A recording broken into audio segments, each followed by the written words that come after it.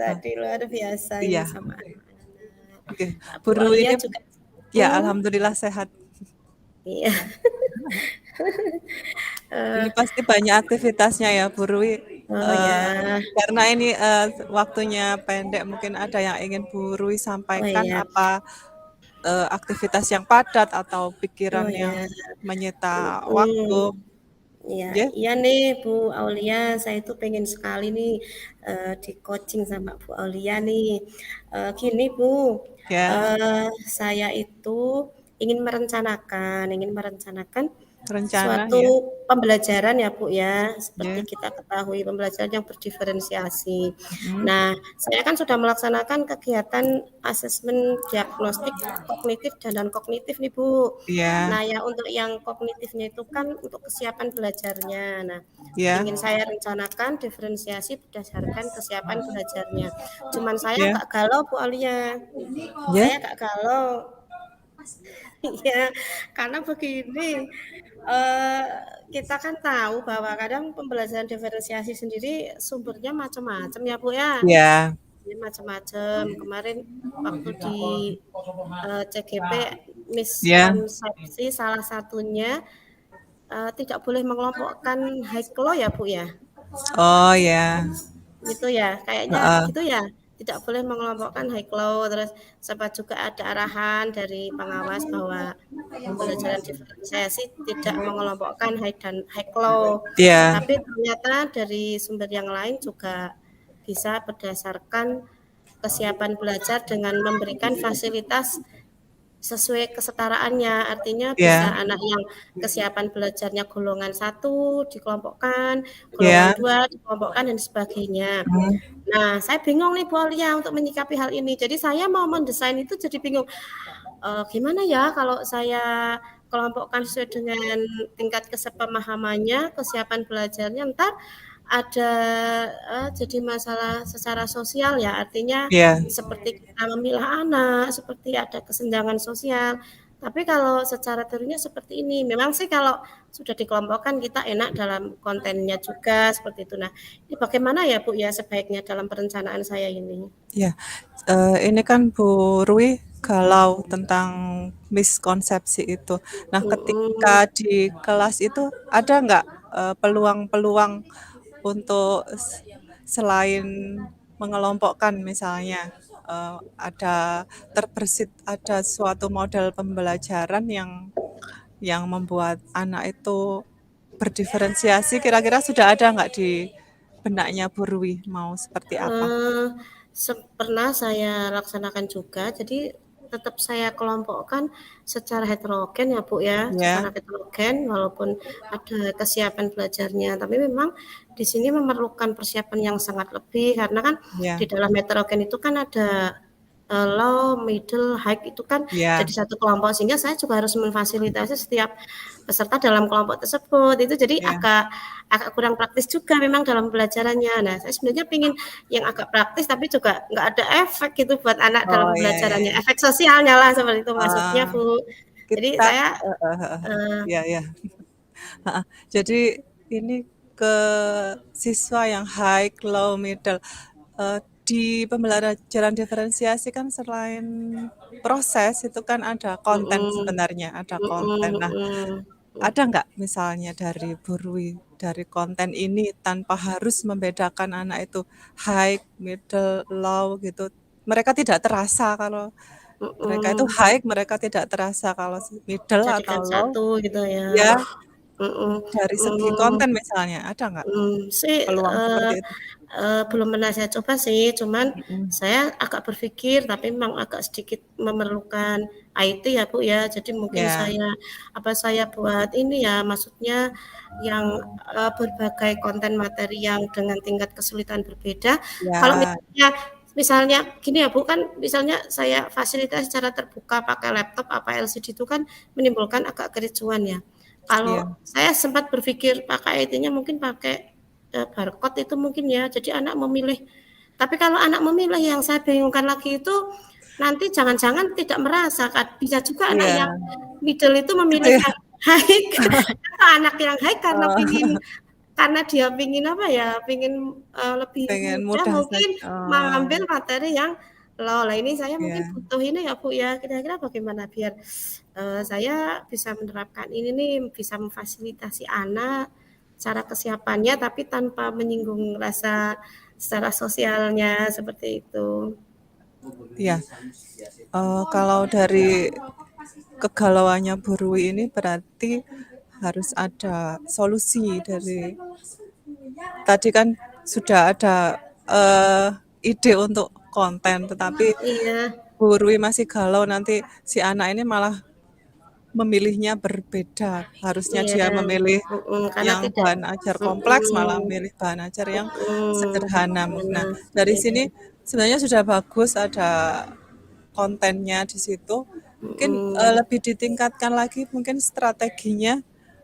Oh eh, begitu ya Bu ya? Mhm. Strateginya bagaimana dalam waktu dekat ini Bu Rui akan bagaimana Eee, untuk biar saya sih juga penasaran, kemarin kan sudah saya terapkan yang heterogen, salah satunya dengan refleksi ya, Bu, ya. Melakukan refleksi. Karena secara heterogen ini sih memang ada plus minusnya juga. Artinya bahwa ada anak yang dia sudah sadar dengan kemampuannya sehingga dia tertantang dengan menjadi narasumber dan sebagainya. Tapi ada juga anak yang bahasa kaliberannya itu luweh-luweh ya Bu ya, sehingga ya. agak-agak masih kesulitan. Lah ini mungkin saya membutuhkan apa ya yang kira-kira saya bisa lakukan biar kesiapan belajar yang sudah saya gunakan atau sudah saya ukur melalui asesmen diagnostik kognitif ini dapat bermanfaat dalam pembelajaran saya seperti itu. Berarti untuk rencana di waktu yang terdekat ini yang akan Bu Rui lakukan apa saja? Eh, rencana terdekat mungkin saya sharing dengan anak ya Bu ya, Ya, sharing dengan sharing. anak di Hmm, dalam kelas sehingga memberikan sosial emosional, empati, rasa percaya diri atau mungkin dengan kesadaran diri ya Bu ya. Biar hmm. nanti kalau misalnya Ya, nih, misalnya saya membuat desain yang saya kelompokkan high low, anak juga sudah bisa heeh, berempati, bisa menerima, heeh. apa gitu ya Bu ya Oh sebaiknya. Jadi ya, heeh, heeh. jadi maksud saya biar anak juga adaptasi terhadap apa yang kita desain terhadap mereka Mm-mm, dari guru itu. Saya mm-mm, kepikirannya gitu Bu, karena kalau mm-mm, misalnya terlalu memaksakan tidak, berarti anak juga mm-mm. nanti tidak ada perlakuan diferensiasi yang baik buat anak. Ya, Saya berpikirnya begitu. mm-mm. Berarti rencananya yang terdekat ini akan sharing dengan anak, kemudian Ya, menumbuhkan kesadaran diri, kemudian menumbuhkan rasa empati. Nah, itu luar iya, biasa. mm, Kemudian dari sharing dengan anak ini kan Bu Rui akan menuangkannya dalam sebuah modul ajar untuk pembelajarannya. Berarti juga sudah ada rencana nggak untuk diferensiasinya kira-kira akan menetapkan pilihannya apa gitu?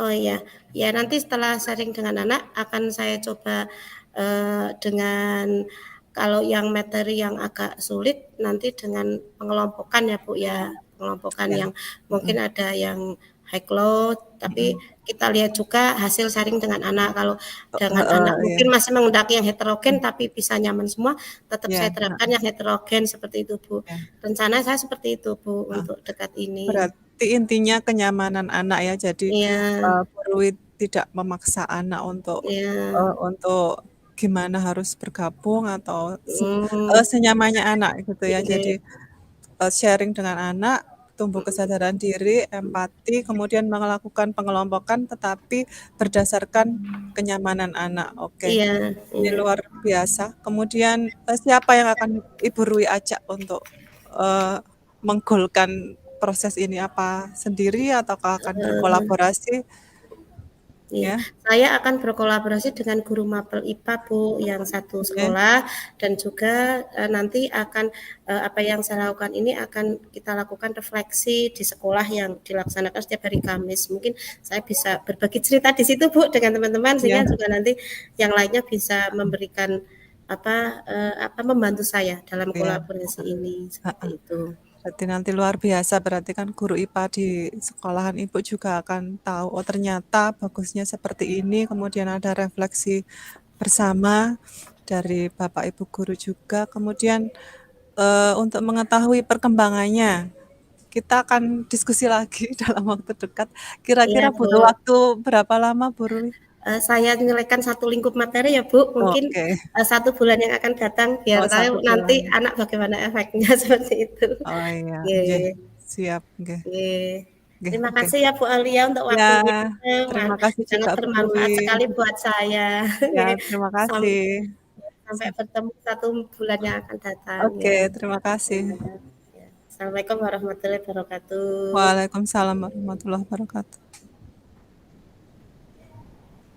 Oke, minum dulu Pak. Saya di lab nggak bawa minum ini mah. Saya juga di lab IPA ini mengajar langsung gitu. Tapi udah bawa minum. 8 jam, Bu Ruli. 8 Enggak, jam. enggak. Kebetulan ini sedang itu sel Mbak, jadi kan Oh, pengamatan iya. agak Oke, agak ini juga tenaganya. tenaganya ya. Saat Iya. melihat satu Oh kelompok. iya, jangan pokoknya, tapi insya Allah lah. Oke. Oke, sampun siap Pak Sakir. Insya Ya, Allah. saya timernya berarti nggih. Ya. Oke.